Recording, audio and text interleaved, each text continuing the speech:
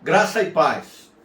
Eu sou o pastor Fernando Fernandes, da Primeira Igreja Batista em Penápolis, no interior de São Paulo.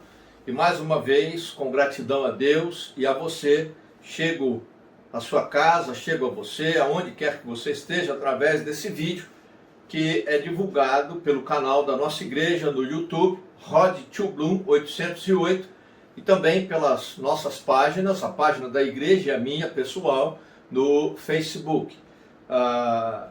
E a nossa esperança e oração é que nós sejamos bênção para a sua vida.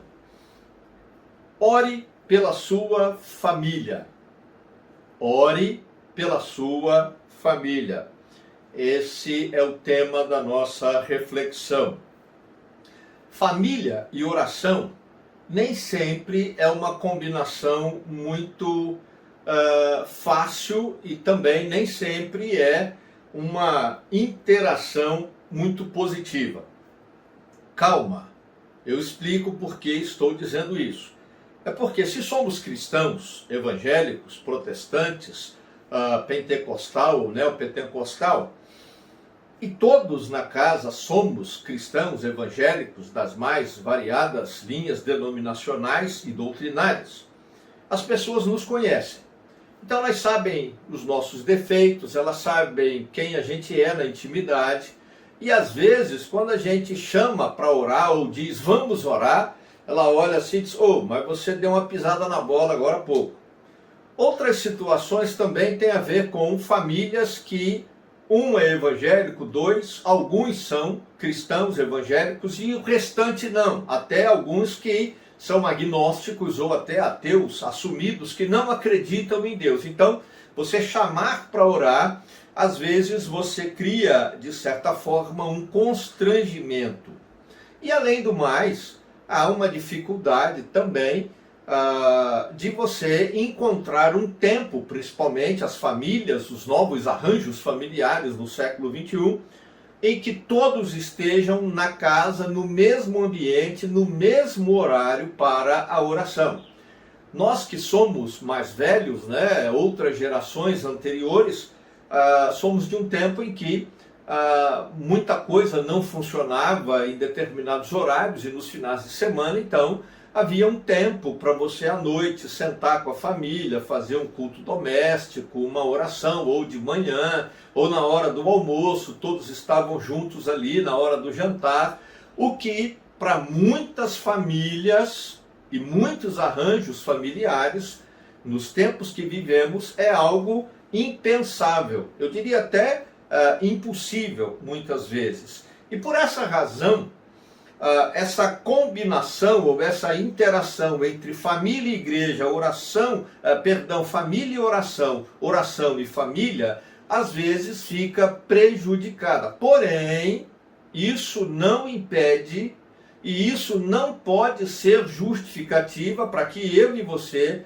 não oremos pela nossa família. Devemos orar pela nossa família. Eu quero tomar um texto bíblico e eu quero dizer para você que vou tomar esse texto emprestado, porque na verdade a narrativa de Atos capítulo 10 sobre o centurião Cornélio, os versos de 1 a 8 de Atos capítulo 10, não fala objetivamente de Cornélio, aquele centurião, daquele regimento conhecido como italiano. O texto não fala que ele estava orando pela família, fala sim que ele orava em família, ele e toda a sua família, mas ele orava sim pela família, embora o texto não seja específico. Eu quero tomar esse texto, Atos capítulo 10, os versos de 1 a 8, emprestado para conversarmos um pouco sobre a nossa responsabilidade, a minha, a sua, de orarmos, de interceder, então, pela nossa família. O texto diz assim: havia em Cesareia um homem chamado Cornélio, centurião do regimento conhecido como italiano. Ele e toda a sua família eram religiosos e tementes a Deus. Algumas Bíblias, algumas versões dizem, eram religiosos e simpatizantes do judaísmo. dava muitas esmolas ao povo e orava continuamente a Deus. Cornélio orava continuamente a Deus. Certo dia, por volta das 3 horas da tarde, ele teve uma visão, viu claramente um anjo de Deus que se aproximava dele e dizia: Cornélio. Atemorizado, Cornélio orou para ele e perguntou: que é, Senhor? O anjo respondeu: suas orações e esmolas subiram como oferta memorial diante de Deus. Agora, manda alguns homens a Jope para trazerem um certo Simão, também conhecido como Pedro, que está hospedado na casa de Simão, o curtidor de couro, que fica perto do mar. Depois que o anjo lhe falou, se foi. Cornélio, chamando 2 dos seus servos e um soldado religioso dentre os seus auxiliares, e contando-lhes tudo o que tinha acontecido em Jope, mandou então que esses homens fossem até a casa de Simão, o curtidor, em Jope, né, ou Jope, como alguns falam também, para buscar Simão Pedro, que lá na casa do curtidor teve um sonho. E nesse sonho, aquele sonho do lençol com os animais, e Deus mandava comer animais que os judeus consideravam impuros, e ele resistindo, não querendo comer, Deus disse para ele: não tomes por impuro aquilo que eu tenho purificado. E aí Deus fala para ele naquele sonho que os homens chegariam para buscá-lo e levá-lo até a casa de Cornélio, e isso aconteceu, e o texto vai narrando a visão de Pedro dos versos 9 em diante, e mais depois à frente, a partir do verso 23, 24, a narrativa da presença de Pedro lá na casa de Cornélio. Pois bem, o que é que nós podemos tirar de ensinamento desse texto para pensar na nossa responsabilidade, a minha, a sua, de orarmos pela nossa família? Bom, no verso 4 eu já destaco aqui 2 coisas interessantes. Primeiro, Cornélio orava continuamente. Isso significa dizer que ele não apenas tinha temor a Deus, ele não apenas era simpatizante da religião dos judeus, né, mas ele tinha intimidade com o Deus dessa religião. Ou seja, ele tinha intimidade com o Deus da Bíblia. E ele cria nesse Deus, ele tinha fé nesse Deus, porque ele orava a esse Deus.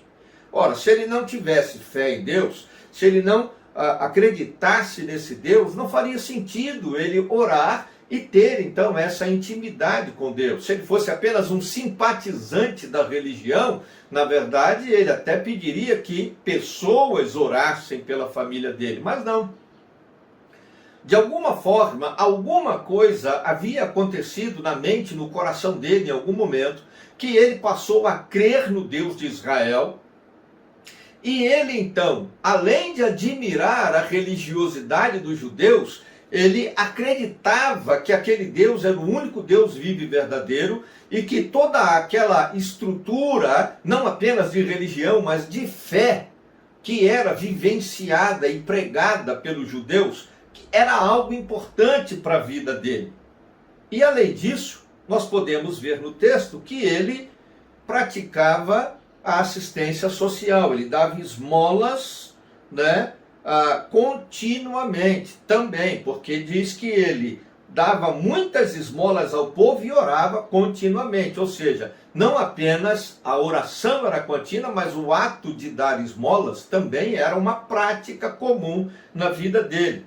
A piedade cristã, que embora ele nem soubesse ao certo talvez o que seria, mas a questão é que quando se pratica a piedade cristã, ou seja, quando se dá esmolas com pureza na alma, com sinceridade no coração, quando se faz assistência social porque se é temente a Deus, na verdade você está praticando justiça social. E isso é exigência de Deus para aqueles que nele creem.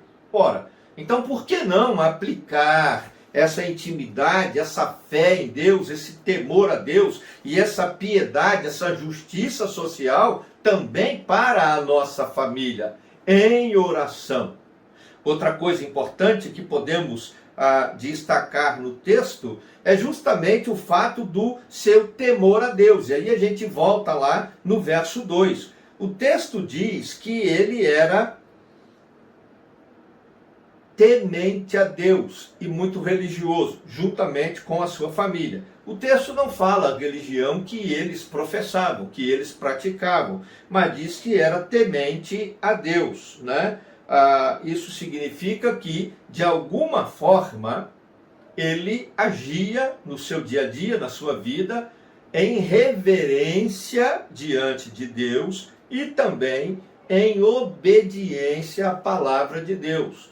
Ser um simpatizante aqui dos judeus ou do judaísmo está apontando também na direção de que ele aplicava o sistema ético, o padrão moral, que era ensinado na Bíblia Sagrada por Deus para o seu povo, na sua própria vida e na sua família. Ele era um homem sério. Ele era um homem que levava a sua religiosidade a sério, mesmo não sabendo ao certo o que estava fazendo. Mas ele era muito comprometido naquilo que fazia.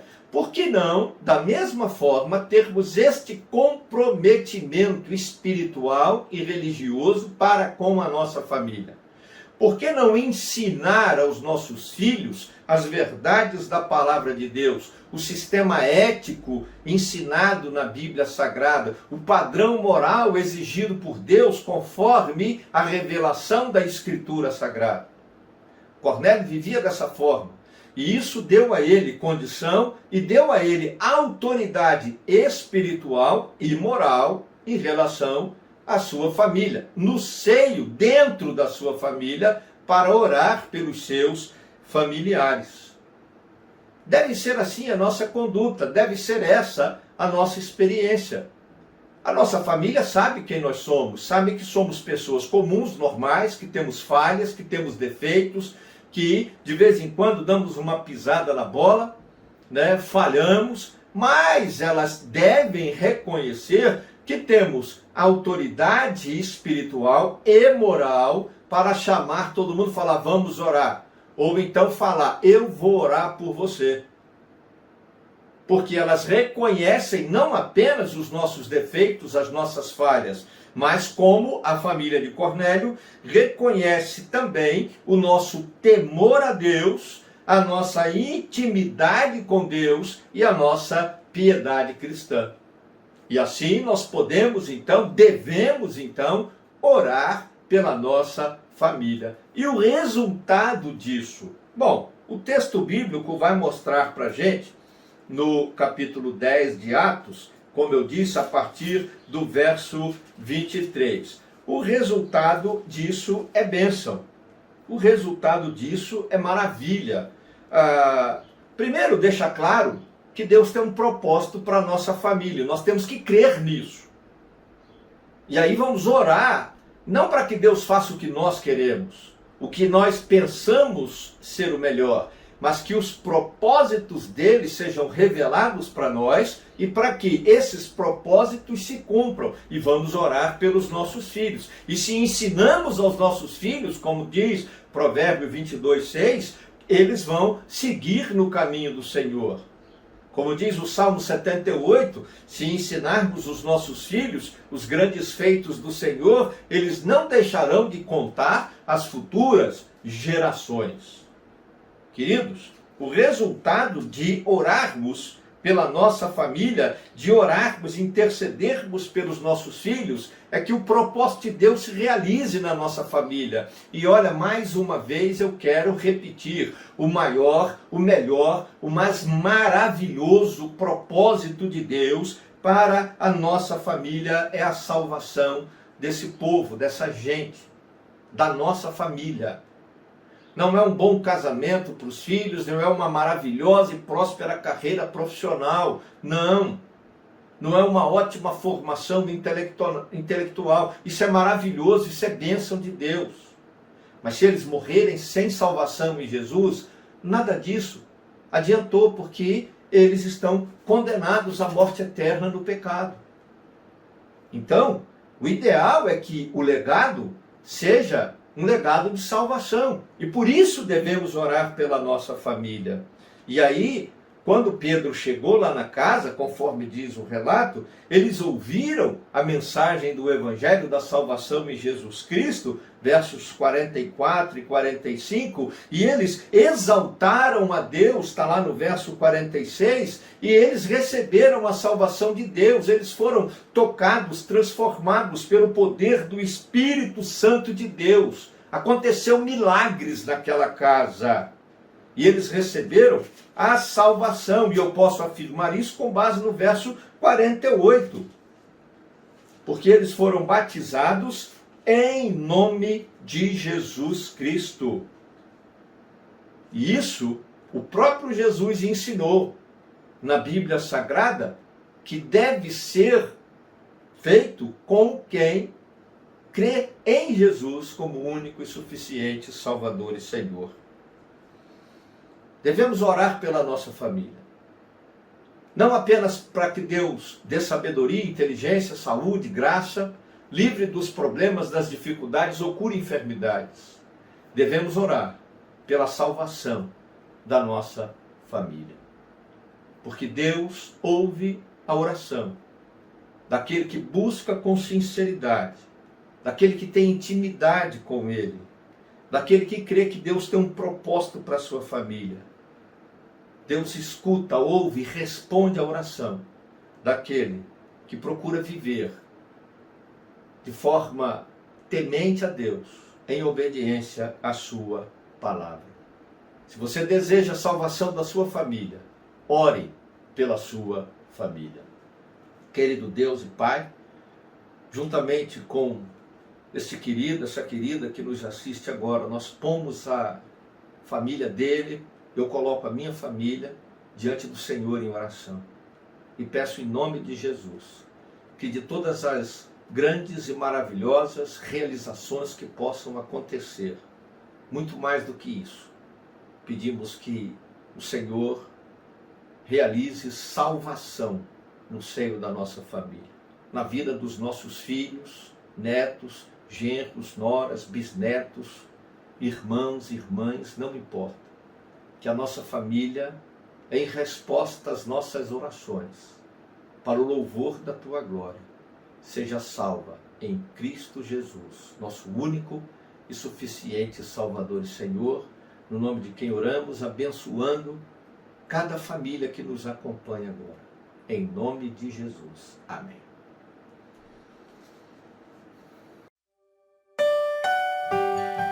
Essa canção nada mais é do que uma oração de todo aquele que ama e zela por sua casa. Eu queria te convidar a fazer essa oração cantada, a cantar essa oração com a gente, declarando de todo o teu coração ao Senhor, com toda a sua fé. Abençoa a minha casa,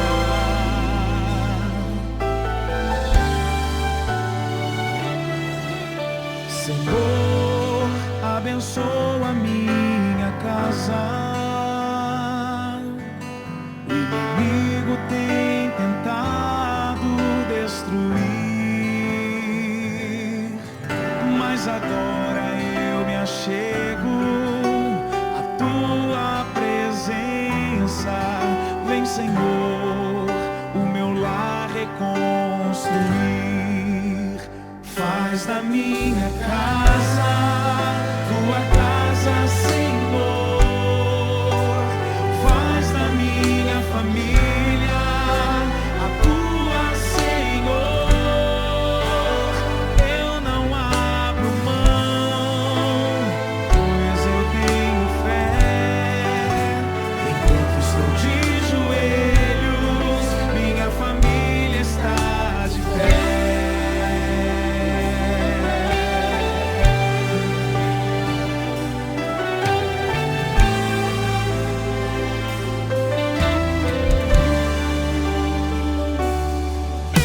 Eu sei que problemas acontecem e às vezes é difícil perdoar, mas eu vou ser diferente. Minha casa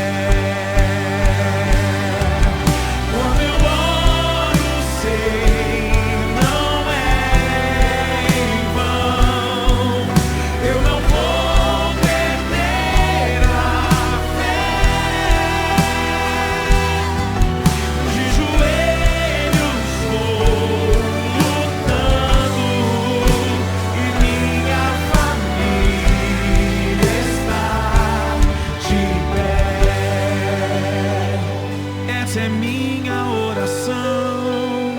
Faz na minha casa tua casa, Senhor. Faz na minha família a tua, Senhor. Eu não abro mão, pois eu tenho fé. Enquanto estou de joelhos, minha família está de pé. Faz da minha casa, faz da minha família a tua, Senhor.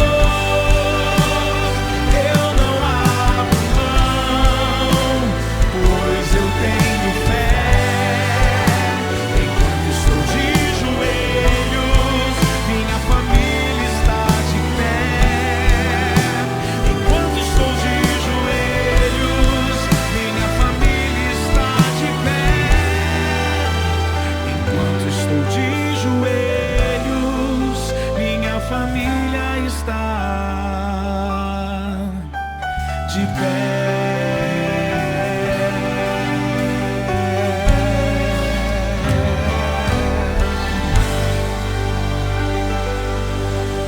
Abençoa minha casa, Deus. Abençoa minha família.